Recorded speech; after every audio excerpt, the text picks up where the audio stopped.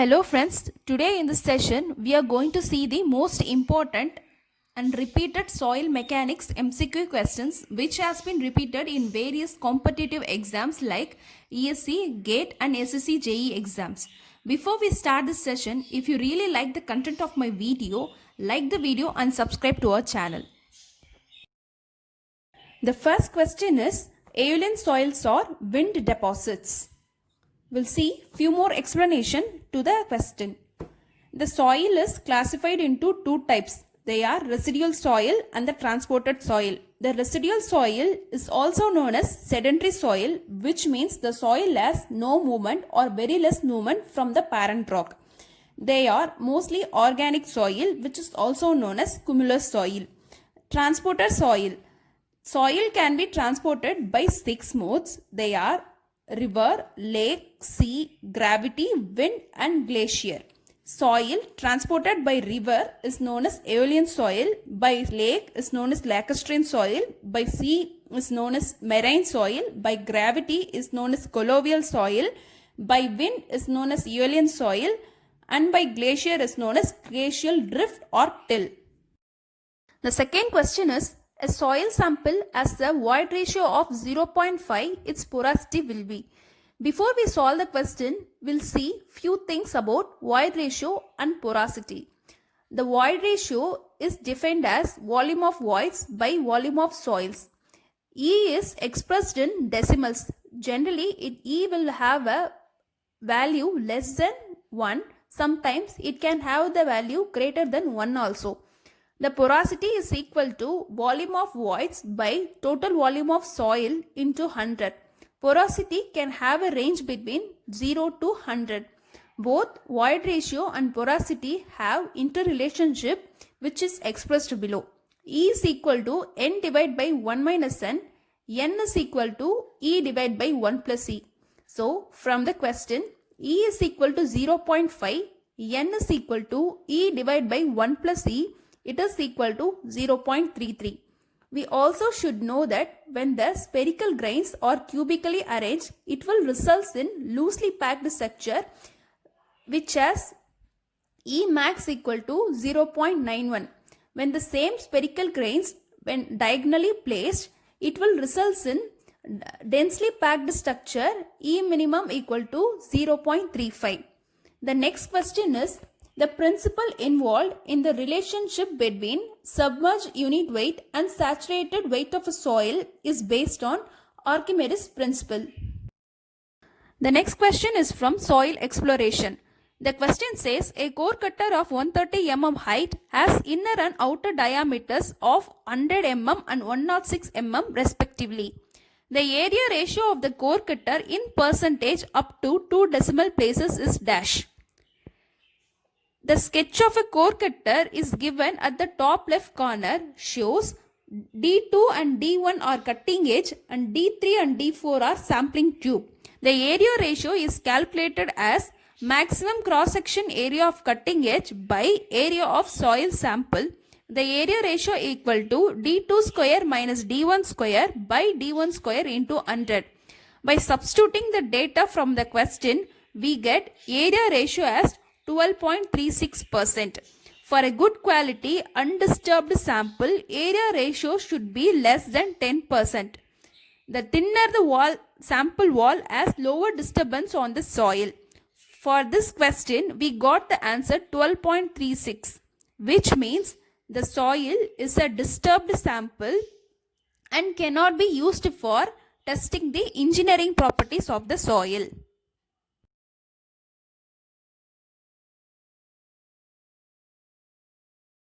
Is to match the boring methods with the field condition.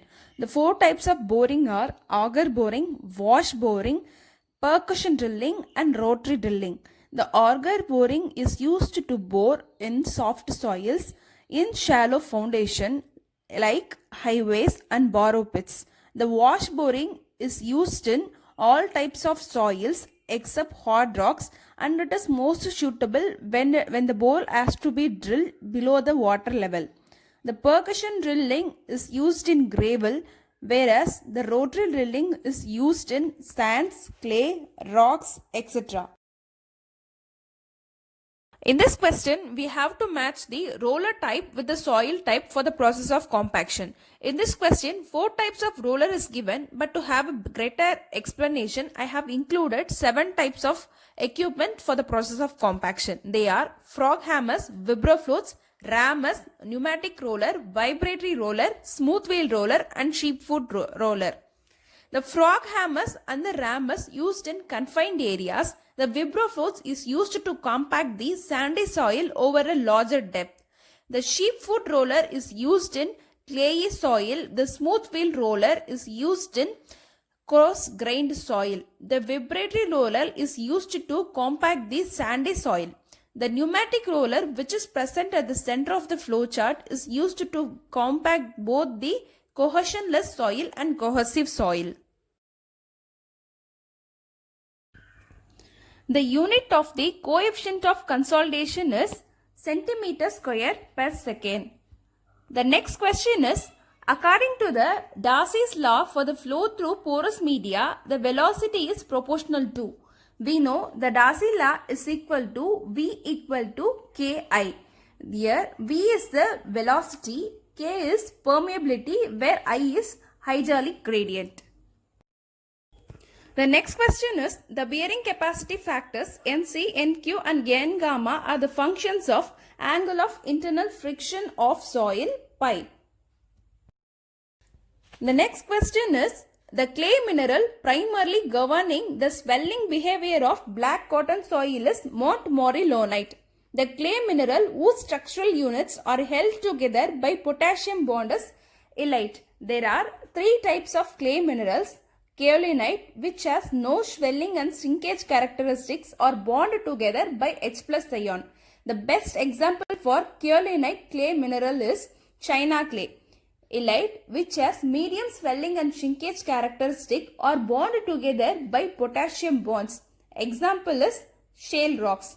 Montmorillonite, which has high swelling and shrinkage characteristics, are bonded together by water molecules.